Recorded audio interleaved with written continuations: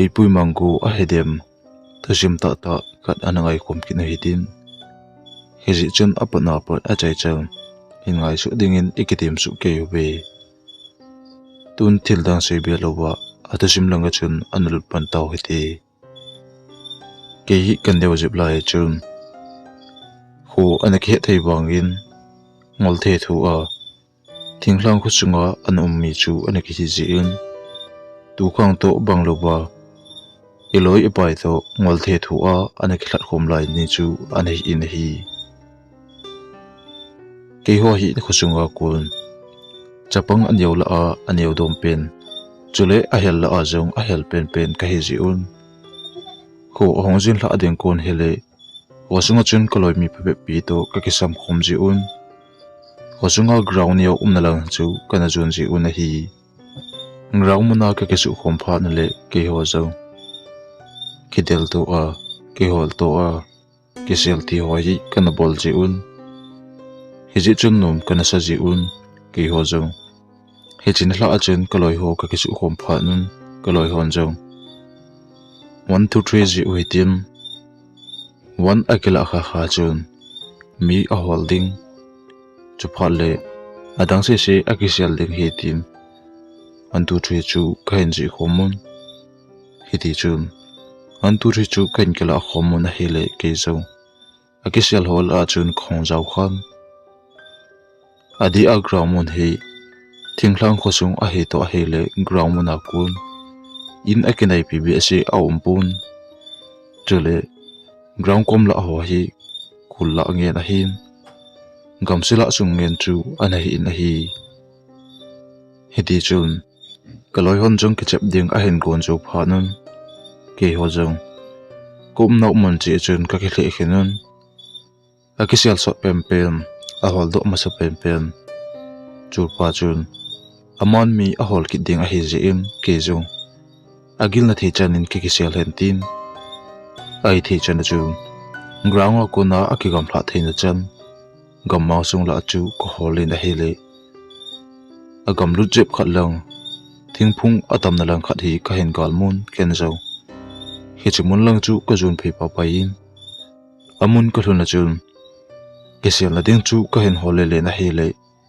nang noi la khat hi ka hen galmun ken zo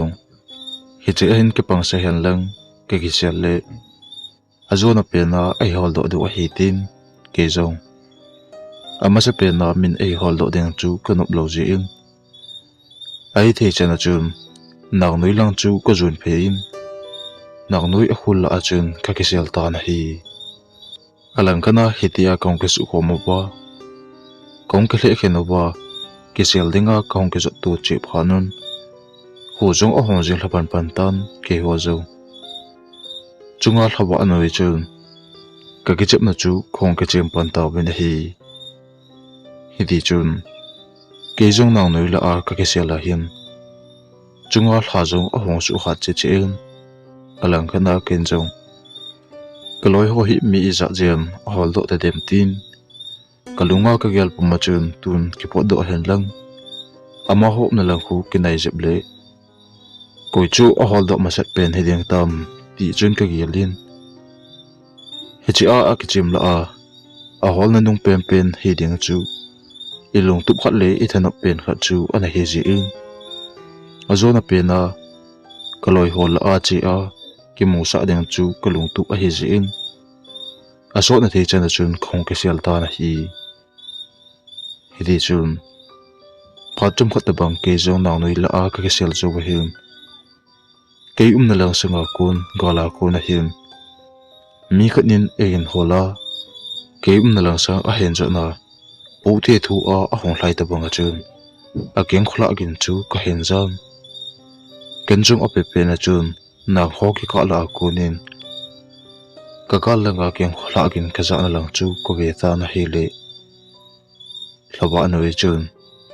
mi khat hi ke ho te pe pe phat ke na lang zo na a hong pe banga chun komon ken jo kala oba mi hol pa a hedeng chu ka gin ji chun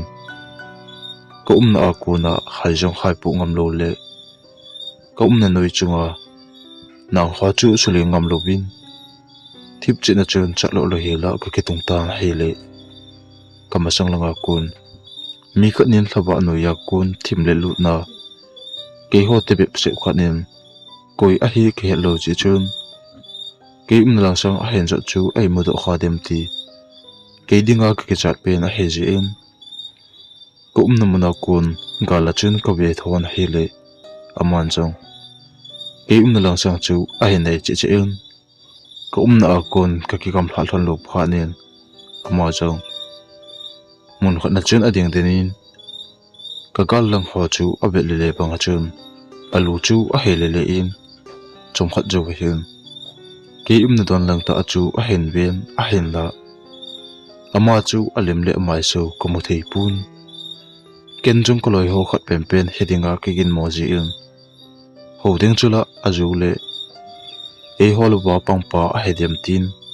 kalunga ka gyal kit ji chun ama apo do phale ki le do tan ti tin chom khat jo hin ka gala adeng pa jong all la chun kom na noi langa ka ma song zo na chun akum chu ta na hi alang khana kum na noi lang azot ji em kalung chu adong lai jingin ole kum na lang hi a het ji a ke tai lo wa a khisia la jong om hi ji a ama hem hilang song jong hi a hin hol a hi dem tin e mu do deng chu ke che pumil chom khat chu ku um be na hele ama jong i chan ham ka ma sung a pha jo bin thing ho ki ka la nang ho a kon ka mu thelo phanin kum a kon a chun all la ka wa do in ground na lang chu ka nai phe ta na hele ground mun ka pha pha in ground sunga ka loi ho ana dem se no wa anu mu chu ko mu phanin ken jom ka nai phin ka loi ho chu ko be ta na hele ka loi jo se abonu wa ana kim se chu komun a hin la kum na noi langa a chi su chu kaloi bonga ka kial chu kaloi la a jaw lo a hi chu khen het phanin kalung adongin ke jong kaloi ho do a sepi ding chula ke sel na chu a he du ham tin kaloi ho koma kale se kit no pun ken jong hitia ka gel pe lai ta in kaloi hon jong tun ke chim kit no hitin a chai na painting a hitai tuwa a ke sel so chu jing ni hla jong le akisia la pang ding a hin ama mi hola pang lo ding a hi ti phanun ka tha chu anom hle jingin ke jong kaloi ho sang sanga kisel so ding chu ka hin gel ki ta la hi di chun mi hola pang pa chun amo masat pen pa mi hola apan ki ding phanin adang se se chu akisel dingin achom chi chu ka ki jot kinun ken jong zot na ding le kisel na ding ke hello jim ama sa ka kisel na lang chu kale jot kita na hi di chun ke jong ka che chu pe lai ta in kanunga ko nin kaloi mi khanin e hin jui ta panga chun ka hen kanung langa kun ka ga kinung he gu lai ta in ken kom wa kaloi pa gi kin chun bai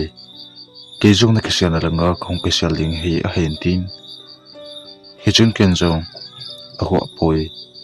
ka changa ka kisel tho tho ding a him hongo kisel khom na hi ti tin ke ni jong ka masang lang hlon chu ka jong lu hlonin ka kisel namun ka pa pa hlonin kaloi pan jong hoilaya I kisel ding ham a hen tin ken jong nak noi khun kisel na heti ama sa a jong helaya ka kisel la nang ho se se na mo do jo pha na ba bo ke hi ka chama khong do a he tin kaloi pa ka se pi na hele kaloi pan jong a phai ke jong mo sa pen ding kanom hi ai thei chanin kisel so na he ti tin ke ni jong nang noi lang chu ka jun phi hlonin nang noi chun ka kisel hlon ta na hi di chun pa chum khat ka kisel dhon chobin kaloi pan jong ai poi bai helaya kuna pot hetim ground langa iloi ho hu ka be hlei hi ti chutile e ni jong ama ho amo do owa abonu wa akim phana le e ni jong chi hi ti a hen tin ken jong angai pui ke hung pung e nang ana chi ma su nangin kala kuna hin ve en lang ama ho akim phana le nihin tu sa in lang kei zo nin le ko do otin kaloi pan jong ground lang chu ajun phein kei jong nang noya ka kisial da achun pot do loba ka to cha khenin kaloi pan enin tu sa ding le ahong kile ding chu ko ata na hele chom khat jo ba him kagal langa kaloi pan ground lang azon langa konin thim noi la achun kaloi pa ta bang chit khat hi ke no the thu a ahong lai su chu ken jong a hlai pu gin ka hen za za in kama sang lang chu ko ka ave na hele nang hola mi khanin ke to bang chit khat na a hen phu na kom na ga langa a hlai la pai pai chu ka hen mu phanin ken jong kaloi pa hi min a hen dela a helo le ko chunga gu lang hon a hen dela hongja ma he dem tin ka ke cha to a hele go lang hon ei mat kha du chu konop lo ji im ke jong ka kisel na a konin khalhai do pa pai in kaloi pa a hlai su na lang kamon lang chu ka del chu ta na hi hidi chun thimla a kaloi pa hidinga ka gin mo a hlai hlai na ka hlai hlai langa chun gam chu ka hlai lu che che em a hen la kamasanga a hlai pa chu akinga chu mo mo pun ke zo kanong langa chun ka kile hin e hin dela dem tin kanong langa chun ka kile hai pa in kanong chu ko ve ta na hele kanong langa koi ma ko mo lu phanin ke zo ka chol to kalel to a hele ka hlai pan chu hlai ta lovin kamasang langa ka kile hai pa pa in kaloi pa hidinga a hlai ka mo chu ko ve ki ta na hele ka gal langa a hlai na lang chun kaloi pa chu ko mo tapun ken jong kaloi pa hidinga ka gin mo a kaloi pa a hlai na langa ko mo lo pha la chun kalung chu adong thimin kaloi pa amin na chun ko ta na hele hichpe ta achun kum na sa langa gampi sung la ko na chun kaloi pan hoi a hin ti tabang chun ka hen jang ken jong ka sa langa uma hin ti tim all la chun ka sa lang chu ka zon to ta na hele kaloi pa o su gin ka zan la chu pa pa in ka king ka zit ho chu kaloi pa ka bel le na hele kaloi pa la ka mu chom pun ken jong kaloi pa ka mu lo pha nen atha achun amina ka ko ki ta na hele kum na kal jema thingki ka la chu a hong cha de du in hichun ken jong a pe pe na chun ka gal lang chu ka lebet pa in a hele thim noi la akun mi khat thing pung pung akun a hong da do a keim na lang sang a hen vet chu ka hen mo mo in ken jong ko loi pa a he dinga ka gin mo si in a pe pe na chun ko na akun thing pung na lang chu ka de lu pa pa in a hele I chanam ka pha jo him thingpung pa kun kaloi pa ta punga aung da adu achu ol achun ale lu nin keizong akom ka pha achun thingpung pang chu kalebet pa yin a hele thingpung pang achun kaloi pa hidinga ka gin mo chu anom tapun ka khut khat langin thingpung pang chu ka sonin thingpung agal lang kha chu ka bele len a hele hichipe ta achun thingpung akun thilnam hi khain jang thilnam ka za za il thilnam chu kana ta na hele anam chu a ui the thu in ipe nam mo a hidem ibanga lam se hi kitin hitia ka din pe lai ta in kum na kal chama kun thil khat a hong cha pu kit bang chun ka hin hen ke jung ka kile hei pa yin apu na lang chu ko be pa yin a hele mi khat gang chala aga alhaya thingpung panga aga alhai lu chu ko hin mu phanin kaloi pan hechewa hi ekisel pi momo a hetai tin kadin na akuna chun ka kipa do en thingpung na lang chu ka zon pa pa yin thingpung bol ka pha pha en gang chala chun thingpung ning chu ko ga abian hele thingpung aninga chun kaloi pa la ka mapun kagal lang ho chu alhai ma na ding ka viet kin a hele thingpung akuna alhai mang le aban chu komo ki ding a hin a hin la thingpung akun alhai do na ding chule alhai pu gin ka za lo to a hele kalong chu adong chi chem ke jong ka kicha thim to a hele hechepe ta achun thingpung ba achu ahong kileng the thu bangin thing do ho chu ahong po se selin kadin na akona achunglang achun kalei da do yun achunglang chu ka be ta na hele thing ho ki ka lai ta a thil khat vom le lu na aum chu ka hin mon a hen da mi yem to bang thima ka hin mu jil kalung chu adong hlai jingin kadin na akona kada do a thing ba ho ka bet pe lai ta in kalung chu ahom bai de du in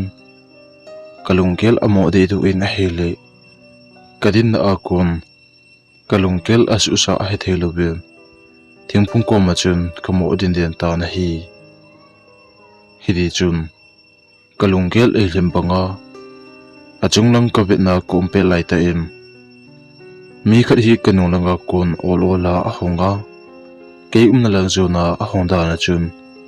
kem khola agin hi khain jam hi chipe ta chun na galanga kon hen kaloi ho a kheulim kin a ho saginu khain za in a hele na nong langa kon mi khatin na lang a hen ja na a keng khonong kin ka za chu a hong tip chenin hi chipe ta chun kalung abai di du a kalung gel amo the thu chu kalung gel a hong lim che che danin ka hin hen kangol panga thingpung panga kadin na akonin kalung gel chu a hong lim chat phanin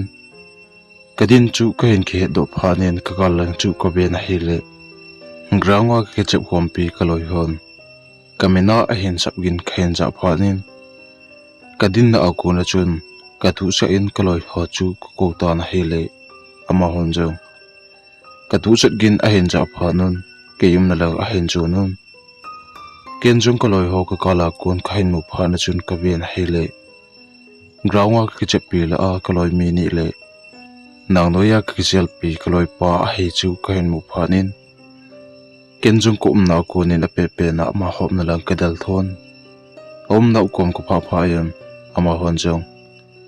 hoilang lom ma na chi a he chan chu nei ki hol cha hom he chiga ma chunga hi ipina bol ham na chang se a hen ti pha nun kenjong kaloi pa gi kin chu ko ben ngin hilanga he na lai phe lo ham ti a ka do chun kaloi pa gi gin jong kong lai phe poi koi namu a helanga hi ne dal lut ham ikisel hon apat ground lang ke jot phe chun ground wa ilo se ne kisu khoma ba ama ho ana ki hol do ga mo a he phana kenjong ama hom na lang ka jun phein a hele ama hon jong nang chu oi do pha na ba kenjong nang chu o he cha dinga ikisel hon na lang chu khen jot phele nang noe chun tapon ikal lang ka le nangla kamo chom tapon kenjung iti ka betna namina ka ko bangin nangin la nei don butlo phanin ground langa ka kile phei kinin nangchu ka dong kitni na hele ama honjong namu kha lo bu a he da na hen sei phanun kenjong chomkhat nga hoi ti tim chomkhat ka hin nga un a hela nangchu nong kile chom mo lo phanin kenjong iloi te ni kain kite ma tu anum lang sang hi khen jot phe yuwa nang hola khong a hi bowi bai ipiti hilaya inum the ham ke ho chula kamulo phan ba ground langa kinung leding kati lai ta un na hu tu sa gin ka za ji oba hilang mon hi khen jot pa pai hi a hen ti phanan kenjong ama ta bang chit khat mi khat hong lai su a tuwa kum na lang sanga a hlai pe dan le ama ko holda na hi chu ka sei pi in ama honjong ka thu sei aza za ul alungu chu adong hle on chule koi a hedem tin alungu chu agel pumun chumkhat chu ka ding de non a hele kaloi ho chun ka thu sei chu eita san momo pobun ama honjong helai mun hi dal haw hedem ground langa kle phei ti tin ground na lang chu khain le jon taw mina hi hidi chun ground mun ko pha pha ayam kalong gel chu anom thei momok tapun kaloi pa gi gin banga mi khat hong hlai su a kadel pheina akun kalungkel amo dan le thingpung apanga kun mi khat ahon da to a keilang a hen ve ho chu ka gialin ipi mamo a hedem tin kalunga ka gel lamin kaloi hon jong tuni hla hi chana ekiche mo hi nga hoitin inlang che akileta hoiti tin jana cho thim phanin ke hon jong inlang chu ka hen le ju nun lamka a hen kaloi pa gi gin to ke ni chu in akinai je hi ji chun kong ke hon ko phanin a hele kaloi pon jong bai ata be en sei ham tuwa ka mang sunga na ke selpe na ke de bang che na mu ham tin kaloi pan a hin da ochun kenjung ka don punin hengi kenjung nang ka hi sa mo mo ji a gam gil chung chan chu kan de lu pa pa ye hi tin kaloi pa ka he cha phanin kaloi pan jong chuti a hi le ke tai lo ba ole ka ma sunga lagaw jong mai the hi a hin tin kenjung hi chithu ka hen za chun ka ki a hong cham alang kana ke ni jong inlang chi ka ke zot na hlon ting mun a hi phanin inlang chi chun ka ke le hlonin mangpha ka ke thot hlon ta na hi in kalon jowin ina chun ke jong kalut pa payin kalup na lang chu ka jun phein lup na chung chun ka ke jam hlan a hele kai mun a zo to a hele ka lai le na a ka chol bal chi in kamit ka sin hla jowin ka ke jam na a kun ka nei mu hla pa payin kai mu hla zo jan so nung a hin ka jan mang ta bang ata bangkin ngam mau sunga chun ka na ben hi ngam mau sunga kompe na hin ka sa ka lang ho chu ko be le na hele mena mo tenga jong te lo ta thingphung aninga ku na hin bom le lu na mi khat a hong da lo a amit chang te ni jong kang de du a ke na lang sang a hen ve chu ko mo en ke jong ka cha to a hele kum na akun ka kinung le he pain ka jam ko na hele ka jam but mo tapun hiti a khlai but mo lo phanin kanung langa ko na chun mi khatin kanung langa kun ola ke na lang sang a hen jot chu ka hen jan ke jong ke le he pai ding katin hele kapum chinga chun ei ki tu a bangin ka cha hlan kanung laga kon ke na lang zo na a honai tul jong ko na nung le a hen pha nin ke jong ka cha to a hele kom na kon idi ka thane zo se a ka kitoma kalhai gut wanga chun kalhai bu mamong pun kapum chinga ka khut le ka keng ka chat thei pu na hi chepeta achun ka tha cha chung chu a hong ki mai jezul a hong ki tham banga chun ka hen hel ka ta cha chung a hong ki mai chu kalu langa akal tulin kalu pha achun kalu ho chu abo de du bangin ka hen hedi chun kalu chu agi che bangin ka hen ke jong ka ke chat wal jein ka chala ka chat bu mo pu na hele ko nei chun chun ka din na akun ka pengin hiti a ka pen lama chun kai mu na akun khong peng khong papain ka pen kha jo bu chun kalu ana de du yam kalung gel chu amo the thu in na hele kanu re ka pan rum chunga pa na a hin de lut pa pai hlonin lum na chunga ke chata a kum chu ei mu hlon pha nin kanu le ka pan jo ipiti ni ham ipitinga chu bunga nong pen ham tin kanu le ka pan e do pha nin jana kaloi ho tu ka che pe no ba ka thil tu le ka jan manga ka thil mo chu kanu le ka pa ka he cha na hele amanin jo thilum dan chu di the sa lon lo jin ka pan jo ai pui tau na hi man pi hi ti tin kalu chunga chun a khut chu a koi hlan kalung ma abai de du jin ka pan kalu chunga a khut anga phla jowin tau na chu ei man pi ta na hele ka pan tau na a hen man chaya amen a hen ti tu ki tu chun kalung abai de du le kalu chang ana thi tu chu kurkana akila mang banga chun kalu chang ana na le kalung abai chu a hong phadel ta na hi hidi chum ajing la apa na hin Keizong ka thil to le kamang anam lo to kaloi hon ki chem dinga e ko jong le kanole kapan e sol do hlan je ta pun keizong kaloi la a ka ki chem ji ta pun hi chini apa na chun wang phat mta yan ima puina avela kana tu ta pun hi di chun kahin kho a kana tu ma sat pen le kana het ma sat pen chu ana hita na hi di chun phalin khu achal banga hin golang hling set ka hi zobin keizong angai bangin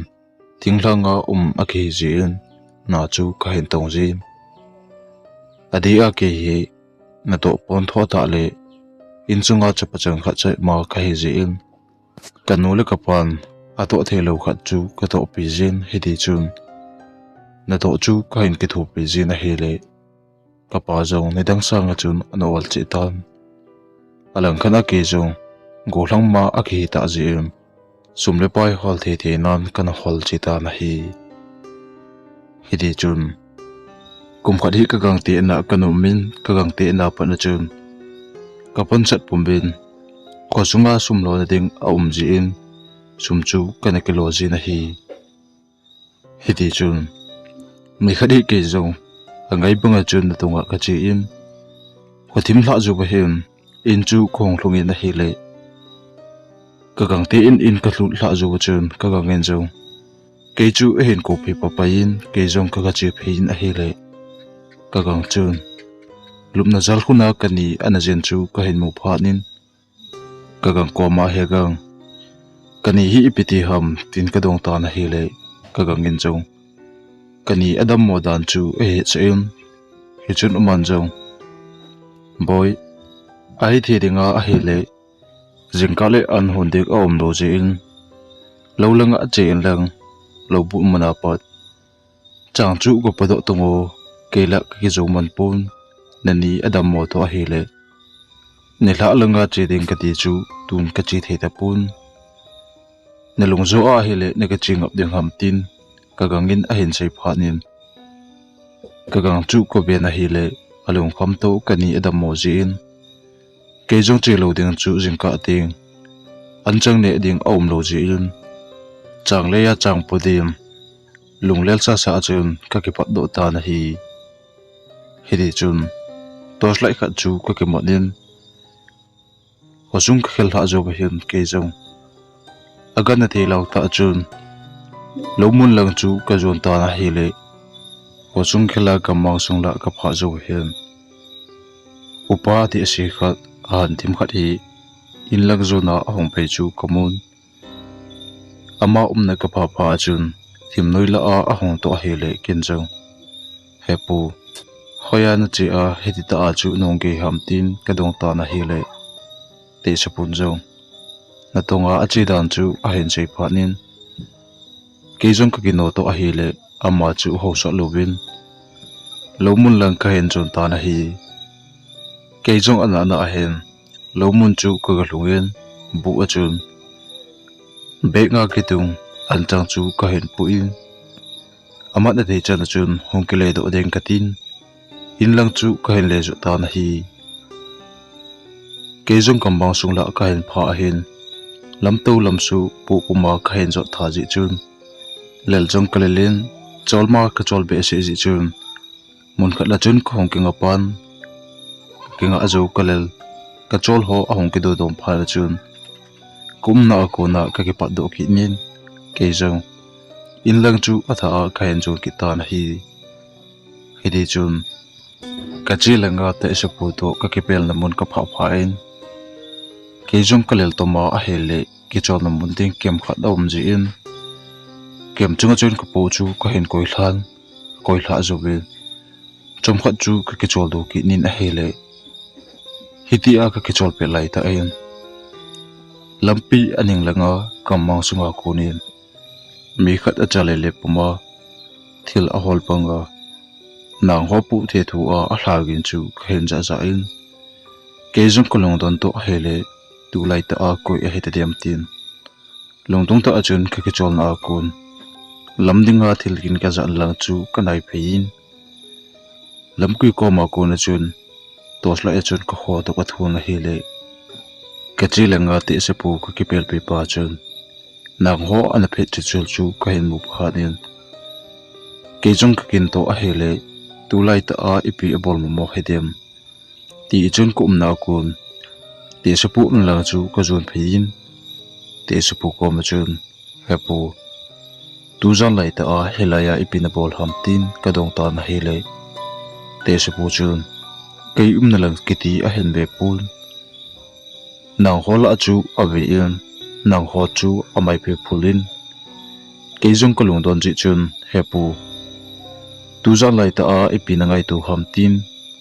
ka o chu ha thim ta in ka ga chei ki ni na hi le te se pu chun nang ho pu che chu la amai chu amai ta pun he chu pe ta a chun kei na lang sanga a hong ke le hin te se pu chun helai muna ka chempong kaman che a hen tin aban chu ima sei belowin athip chetan hele kenjong hepu zanoyan hol changin jingka zo le khuba anoyan hol zo chu pha helowam ti a ka do chun upa chun keum nalang chu a hen le betapun hi chun kenjong te sapu akiman cha dan chu ko betan hele te sapu chun chempong chu mugu hele banga chun nang ho chu opet chu cholin a hin la ima chu ama chumpun kenjong hepu chuti an hol te te ya a hele kenjong na hin hol na ngi tin te sapun thim noi la a tos la jeng jong ke choi lo ba chempong ko holi ati chu ko lung don pu ma chun chempong chu ko hin hol pi na hele idi ko hol pi wanga chun chempong chu ko le mu mo pun hiti a kenjong ka keng ka zet ho ka be le le po ben te sapu na chu kanai lut ho in a hele thil nam hi ka hin zain anam chu mithi athi ui panga chun anam chu anam sili lut nin kenju anam chu ka thu chu lo wal ji in pi nam lom lom a hidem hebanga nam sili lut hi tin kamu chu phun che chulil kamasang la chu khole le na hele te sapu chun nang ho pu te thu a amai chu amai pu ta pun ke jung kalung don ji chun ama na langa le ki hi ding ka tin hele te sa pu chun lung hau ta banga chun nang ho chu pu te thu a hin mai pu ki ta na hi ke jung ka gyal na hele tu zan so lai ta a te sa pun champong o hol to a hele ama na ka nai lu chana thil nam ka za chu a ha che che phanil kalung gel chu a hon no mon kamasang tosla ka ho a ama na lang velo ba champong ko hol pe lai ta in thilum dan di the ka sa lo ji in kamit chi a te se pu na lang chu ko be na hele ko ve tu ki tu in te se pun mem to bang lo ba alei hla de du pum ma chun nang ho chu a phe chu chulin ham hing adong si se tho chu a khut khat lang chun amai pulin akama a het lu thu thu chu kain mu phanin kenjong khoi ta chun te sapu la chu ko be ta na hele te sapu chu amai chu adang de du in ke na lang a hen ve lo jin amai su chu de panga kamu the lo ji in kenjong te sapu chu mayem ta a he lo den ka hen he phanin kati ahong hum tutulin ka ki cha ka he cha a hele kabui che che ding chu ka het phanin ke zo ki het mo sa ta chun ka noi lang chu ko vet pumin he pu namu ta em tin ka dong ta na hele ama chun ei don pun hi che be ta chun ham ho dong se ho chu gan hing in pu te thu a hlai banga chun te se pun akama chun a hlai de du kin chu ka hen jan chule te se pu gan hing banga thilang di du banga chun awa chu hong pi li lu nin ke jung ka kicha to thilum dan di the ka sa lo phanin te sa pu na la chu ko be tan hele te sa pun akam ka de du pumen amit chang ale dan chu ade pi ding o umpun amai dang si se ma ki na la hen le chu ko mu phanin ka tos lai chu ka hin ki ma cha in kum na ko na ha pe na chun ka pengin lampi lang chu ka hin dal tho ta na hi le lampi ka pha chun kanong langa ka le he pa pa yin te sapu na lang chu ka ve na hi le te sapu om na mon na chun anum ta pu na hi te sapu ka mo lo phanin ka ki cha to a hi le ka lu chu alen tu bangin ka hen ka ti zo se chu hong kyum tulin ka pum chinga ki cha na ka dim phanin ka ti a hong ki thing do in ka ul chem apol levin bolding wa he theloven lampi a kamo den ta na hi hidi chun ke jong hiti a ka din den pe lai ta in langa ka kinung le lo wa a he le ka boilo den chu khen de phanin ka din na akun ka chang pu chu pu ding ham a he lo le dal ha in langa jam pa pai ding ham ti chu he de ba lovin ka din na akun ka galang ho chu te se pu komo ki diam tim ki chapum pu ma chun ka bele le na hi le te se pu komo lo phanin ke jong ke chata a chun kem na lang chu ka nai phi in kem mon ka pha yin kem chunga chang chu ka hin pu in khosung lang zo na chun kino ta in khong ki pa do ta na hi ken jong kem chung ka hin khel ha zo ve hin kanung langa panin mi ka nin pu te tu a chem pai pu te tu pum le a kyang khola pu te tu puma kanung langa kun e hin jui ta ponga ka hin he na chun kanung langa le kinung he ya be ding chula kapu oi to te sapu a hi ding chu ka hin gi mon te sapu mai chu mu ki ding chu kanuk lo ji ka ki chat wang yin kanung langa le kinung he te lovin kamasang lampi zo chu ka hin tel tho ta na hi hidi chun i chanam kain pha zo ve hin kapu pu kalel to a hele kalam zo chu a ha thei te pun iti kino a hosung del loi ding ka ti wang yin kalel bal ji yin khachat kang thei te pun alang khana lamsu kain zo pe lai ta yin kapu pu chu a hong gi chi chen kapu chu nga chun mi a ki tung bagin kapu pu agi hla jing in hele ke zo kapu chunga hi pi mamo hai dem kineng lowa eti a hong gi hla hi dem tim kapu chu kupla a wedding bo chu kalunga a hong umin a hen la lamka a ka kinga akina a hele kanong langa kun keng khola agin ka za to chempoi a kilogin ka za to ka ki cha ji kapu pu chu nga de lowa lampi chu ka hen zo ta na hele chanam khain pha zo wil kapu pu chu a hong jang che chen chom kha jo wil kapu chu a hong jang hla jing in hi hidi chun kenjung ana la yen khosung get chu ka hen phan khosung get ka pha yen ka ke cha na chu a hong ol tu tulin a hen la ti sapu mai su ko mu chu kami hlan abi dinin ka ke cha na chu tang di lovin te sapu mai su chu ka hin kel do in a hele ka ke cha na a tha a hong ki be in lang chu thi de la khain del tho ta na hi in ka luna chun ka po po chu ka sep la thon in chunga khlai lut pa pa in a hele ka ga ngen jong ka po le hla chu a hen za in ke na lag a hen jon phein boy ipinati a chu banga chu pu the thuwa ki chata a in chunga nong chop lu thom a hi tin ken jong ka chi a pat te sapu lam ka a ka ki pel pi dan le kong langa ka thil to chu ka sei pi in ka ga ngen jong ka tu che za in hong king to nin ken jong he gang te sapu chu ne khaim nang ho ko sum mi hello ham tin ka dong ta na hi re ka ga ngen jong he gi amma chu a thi na so da he tai iti hele tunong sanga na hen mo thei kit a hedem tin kapaneu chun lungdong ta a hen che jo hin ke jong ka ke chal wangin ka gangen ama chu a the sa a hetai ati chu kulung gela a the tun tunin pian jong he gang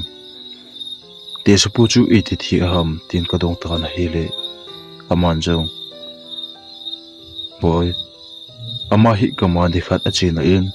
ate nong ma a hita jin ni khadi huile gon seta a hong ki thu in ni hla lang ka chun chu me pi te zo in langa a hong ke le nongun te se pu hi ho chunga a hong ke le hlung ta lo ji im a in chu mi te ko lang ho mi pe pi a ki te mon na tonga a chi ji na lang chu a ka le holun a hi le tu a nang ni na hong ke pel hlon na chule na thil tu na mona chu ama hi athi san agamu do un